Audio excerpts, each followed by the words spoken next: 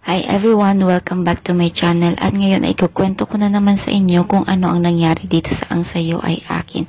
So ngayon, nag-close na nga talaga itong sa family ni Gabriel, itong sina Marisa at ang kanyang anak na si Jacob. Kung kaya naman ay itong si Elise ay hindi na pumunta sa celebration.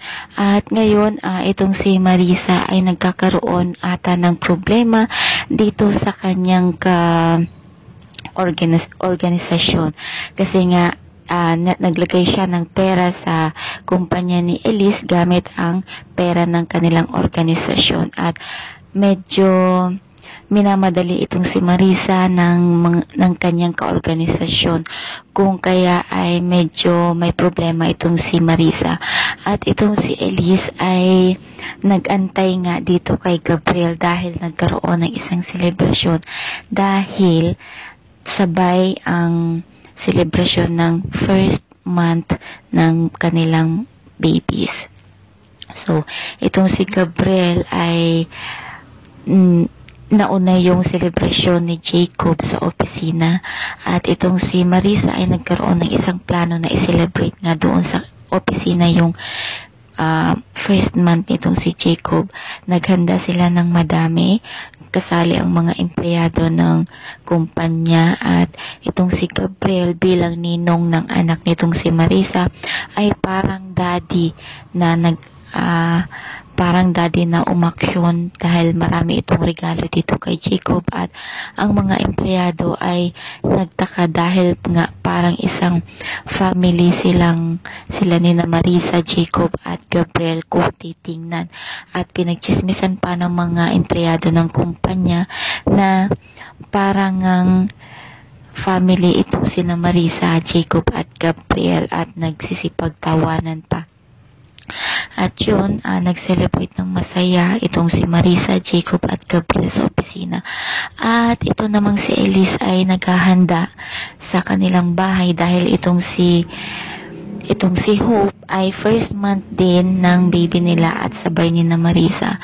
At itong si Elise ay naghanda nga at ayun, naghahantay dito sa pag-uwi ni Gabriel at nasurpresa itong si Elise dahil sa dala-dala nitong si Gabriel na bouquet na flower para sa kanya at syempre regalo at mga balloons para dito kay Hope. Hindi naman nakalimutan ni Gabriel ang celebration niya bilang isang ama dito kay Hope na isang buwan na nga ngayon. At hindi imbitado yung kanilang family na yung mga family ni Gabriel dito sa celebration kung kaya sila lang ang nag-celebrate kasama yung kapatid na isa or pamangkin ni Gabriel sa kanilang bahay. At ngayon itong si Gabriel at si Elise ay maayos ngayon na nag-celebrate at natuwa masyado itong si Elise dahil sa dinala nitong flower para sa kanya kahit hindi niya nito birthday at kinilig naman itong pamangkin ni Gabriel sa kanilang dalawa. At ngayon, itong isang kaorganisasyon ni Marisa ay pumunta sa kanilang kumpanya.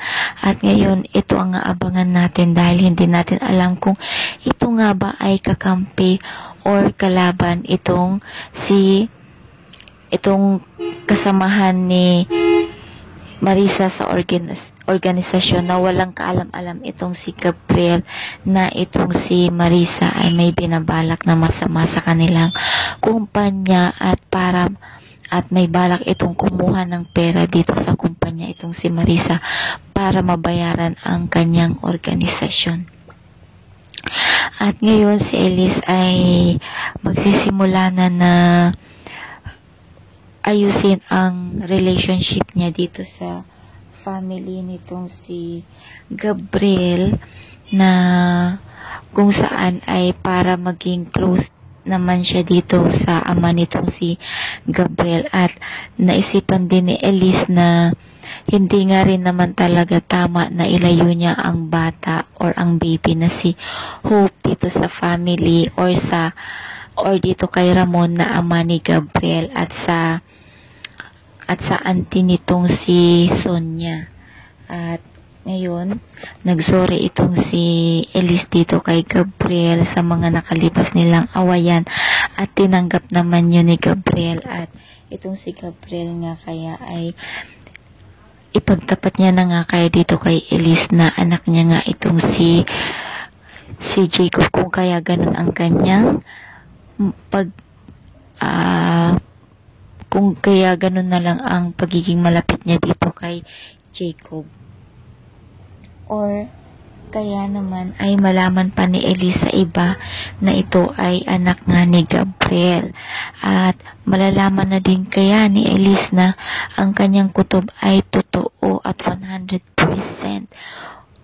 So ayan guys, yung mga tutunghayan natin dito sa Ang Sayo Ay Akin, na kung saan itong si Elise nga talaga ay tama nga talaga ang kanyang mga paghihinala dito kay Gabriel at Marissa, dahil malapit na malapit pati ang kanyang family nitong si Gabriel ay malapit dito kay Jacob, at lalo na itong si Ramon. Ayan.